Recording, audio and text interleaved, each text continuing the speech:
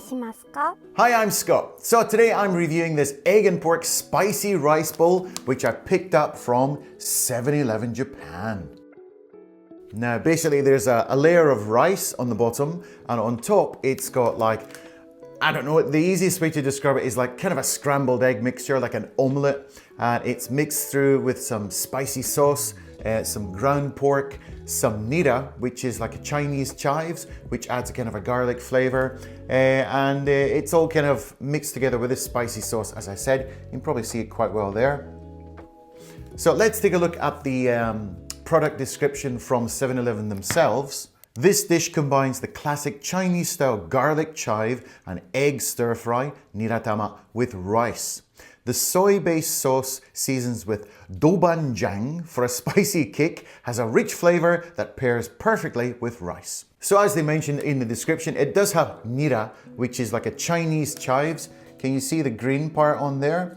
I don't know whether the Chinese chives are actually mixed through it as well, or whether it's just kind of for a decoration, but I suppose you don't really need a great deal because they do have quite a lot of flavor.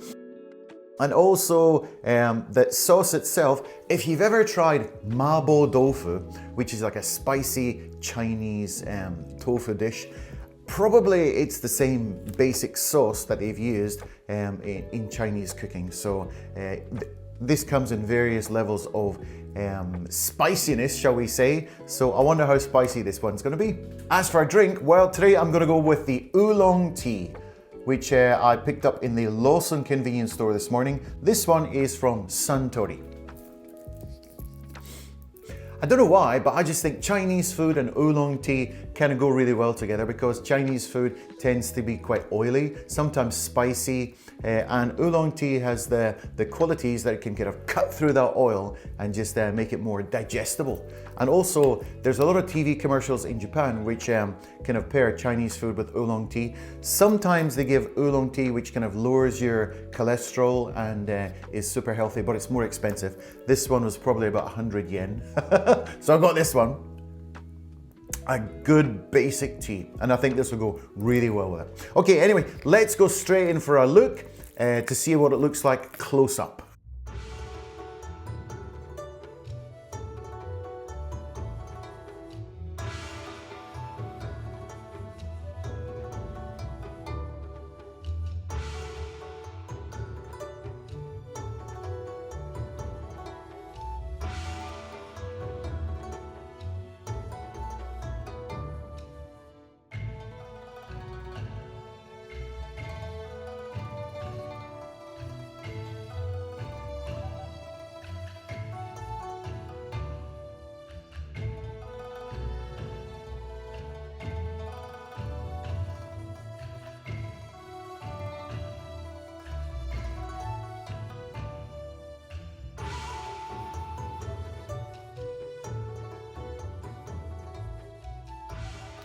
So I heated it up. It took 3.5 minutes, which is quite a long time because it's a bit of a double decker. It's got the top layer and the bottom layer, so it takes quite a bit of time to heat up. So I shall begin to disrobe the package. What the heck am I talking about? Okay, so it's really hot. Now, shall I do the grand opening in front of the camera here?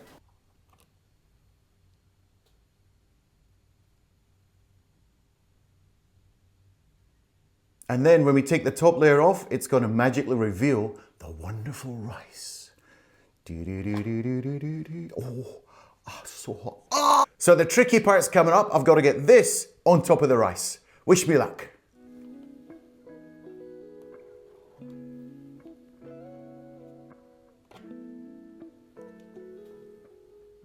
Well, I think I have to congratulate myself on that one. I think that worked out quite well. I didn't spill anything like I did in the previous video. Now, so looking at it there, you can see it's a fair topping. It's quite a good amount. So you don't really know when it's in this little dish, you don't really know how much is in it, but when you actually pour it out and you put it on top of the rice, you can actually see, yeah, it's a really good amount. Let's give it the sniff test. It's funny, there's a slight hint of, should I say seafood? There's absolutely no seafood in there. Maybe my nose is going crazy today, but It does have a lovely kind of a pungent aroma of Chinese spices. And the egg doesn't really smell much, but you can see the sauce is the main thing here. And the garlic chives are giving you a kind of a garlicky vibe as well. So I'm terrible at communicating these things, I tell you. Anyway, I've got my long spoon. I love this long spoon. I got this in the 100 yen shop and it's really, really nice. Anyway, so let's dig in with first we'll try it without the rice. Bit of eggy goodness going on here. Ready?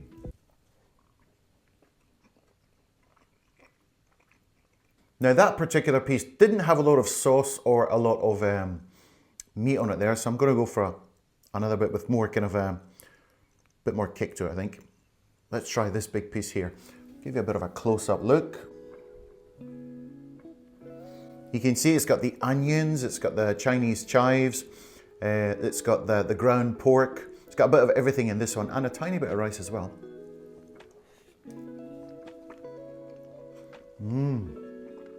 Have the sauce with a bit of rice as well, eh? Now, first impressions is it's actually a lot milder than I thought it was going to be in terms of the egg takes up quite a big proportion of it. The little pieces of ground pork and the onions are kind of like not an afterthought or an aftertaste, but the main thing really is the egg. And there's quite a lot of egg on it because basically it is kind of a, what's called niratama, which is Chinese chives egg omelette kind of a thing. And it's got the sauce around it. So the main thing here is the egg. So you can see that there's quite a big thick chunk of egg there.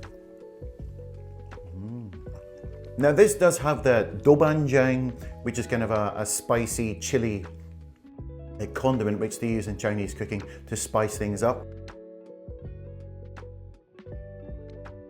So it's not incredibly spicy. I'm getting a bit of heat from it, but if you're someone like me who doesn't really go in for like that super spicy stuff, it's just nice. It gives you a nice bit of heat. It's kind of coming after when you eat it. A few seconds later, you start to feel the heat, but it's not like too much. It's not overpowering. It's actually quite mild, but it does have a nice little kind of a push at the end there, if you know what I mean. Now, I don't know if you can see there, but you can see little traces of chili spice going through it, little red specks, which is giving it that heat. But as I said, it's not too much. So because I expected this to be a bit spicier, I thought I would need more to drink, but no.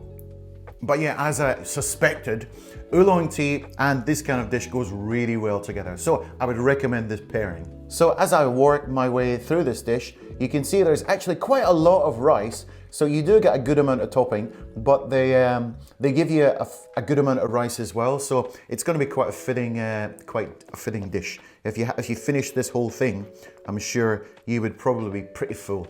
And it's got loads of different things in it. So very satisfying. And there's nothing better than getting it all on the one spoon perfectly. Nothing's fallen off. Great for the camera.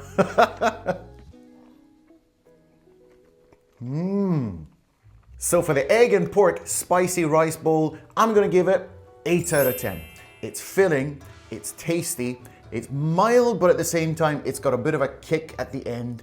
And I think it would be suitable for lots of different types of people, even if you don't like super spicy food. Okay, thanks very much for watching and see you in the next video.